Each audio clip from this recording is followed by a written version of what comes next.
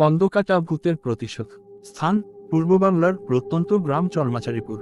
সন্ধ্যার পর গ্রামের এক প্রান্তে শুনতে পাওয়া যায় অদ্ভুত এক মেয়েলি কান্নার শব্দ, যেন কারো বুকফাটা কষ্ট। কেউ বলে ওটা শিয়াল, কেউ বলে ভূত। কিন্তু সেই কান্নার শব্দ প্রতিদিন ঠিক রাত 12টার সময় শুরু হয় এবং 12টা 20 মিনিটে থেমে যায়। কেউ কখনো দেখতে পায় না কে কাঁদে, কিন্তু আওয়াজ শোনা যায় পাকা রাস্তার ধারে একটা ঝোপঝাড়ের পাশ থেকে। নতুন স্কুল শিক্ষক তপন বাবু এসেছেন শহর থেকে। বাড়ি ভাড়া নিয়েছেন হরিপদ কাকার খালি ঘরে, যার ঠিক পাশেই সেই চোখ। তপন বাবু ভূত প্রেত বিশ্বাস করেন না। তিনি বলেন, শিক্ষিত মানুষ ভূতে বিশ্বাস করে না, এসব গায়ের কুসংস্কার। তবে তার আসার 3 দিন পরই এক অদ্ভুত রাত তিনি শুনলেন সেই কান্নার শব্দ। জানলা খুলে দেখলেন কিছু নেই। পরদিন সকালে জানলার বাইরে কাদা মাখা ছোট এক জোড়া পায়ের ছাপ দেখা গেল। ছেলে মানুষ নয়, একজন কিশোরী মেয়ের। 8 বছর আগে এই গ্রামেরই পূর্বপাড়াতে থাকতো এক মেয়ে, নাম ছিল জয়শ্রী। গরিব ঘরের মেয়ে, পড়াশোনায় ভালো। গ্রামের এক প্রভাবশালী মাতব্বর রহিম বক্সের ছেলে তার দিকে চোখ রাখে। জয়শ্রী রাজি না হওয়ায় এক রাতে তাকে তুলে নিয়ে যায় কিছু লোক।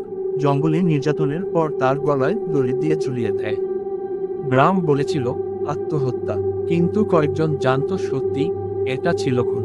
তারপর থেকে রাত 12টার সময় থেকে 20 মিনিট গাছতলার ঝোপে সেই মেয়েটির কান্না শোনা যায়। স্থানটি এখন কন্দকাটা ঝোপ নামে পরিচিত, কারণ সেই গাছের নিচেই জয়শ্রীর দেহ ঝুলেছিল, মুখ থেতলে দেওয়া আর কান দুটো কেটে নেওয়া হয়েছিল।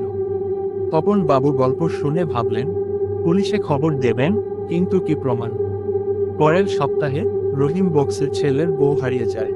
3 দিন পর মেয়েটির দেহ পাওয়া যায়, মুখ বিকৃত আর কান কাটা। তখনই লোকজন বোঝে কেউ প্রতিশোধ নিচ্ছে। লোকেরা বলল জয়শ্রী ফিরেছে। এরপর একে একে আরও 3 জন, যারা সেই রাতে জয়শ্রীকে নির্যাতন করেছিল, তারা একে একে হারিয়ে যায়।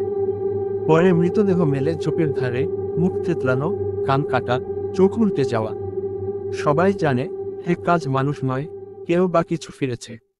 তপন বাবু নিজের চোখে এক রাতে দেখলেন, রাত দুপুর 12:15 এক সাদা শাড়ি পরা মেয়ে ধীরে ধীরে এগিয়ে যাচ্ছে ঝোপের দিকে, গায়ে কাদা, চুল ছড়ানো, আর গলা থেকে শব্দ, আমার কান ফেরাও। তিনি পেছনে পেছনে গেলেন, কিন্তু যখন কাছে গেলেন বুঝলেন মেয়েটির মুখে কান নেই। পুরো মুখ হাহাকার আর রক্তাক্ত। সে ফিসফিস করে বলল, আমার বিচার হোক। গ্রামে আলোড়ন। অবশেষে এক সাহসী মহিলা, সুচরিতা ম্যাম, স্থানীয় প্রশাসনের কাছে মামলার আবেদন করেন। পুরনো কাগজপত্র ঘেঁটে দেখা যায় জয়শ্রীর মৃত্যুর সময়ের ডায়েরি, মেডিকেল রিপোর্ট এবং কিছু সাক্ষ্য মেলে। শেষমেশ 8 বছর পর সেই কাণ্ডে জড়িত 3 জনকে গ্রেফতার করা হয়। তবে বিচার শুরুর আগের রাতে জেলে এক অভিযুক্ত নিজে থেকেই আত্মহত্যা করে, গলা ফাঁস, চোখ উল্টে যাওয়া আর কান দুটো কাটা। এরপর গ্রামের লোকজন বুঝল জয়শ্রীর আত্মা আর প্রতিশোধ চায় না, তার আত্মার শান্তি খুঁজে পেয়েছে। তপন বাবু বলেন, ওর কান্না থেমেছে, এখন আর রাত 12টায় আওয়াজ আসে না। তবে ঝোপটা এখনো আছে, কেউ কাটে না। পাশ দিয়ে হাঁটার সময় কেউ কেউ থেমে শ্রদ্ধায় মাথা নয়, কেউ বা কানে হাত দিয়ে ফিসফিস করে বলে, জয়শ্রী তুই শান্তিতে থাক। এই কাহিনী শুধু এক কিশোরীর আত্মার প্রতিশোধের গল্প নয়, এটা এক নারীর ন্যায় বিচারের লড়াই, একটি সমাজের অন্যায় মেনে নেওয়ার সংস্কৃতি ভাঙার গল্প।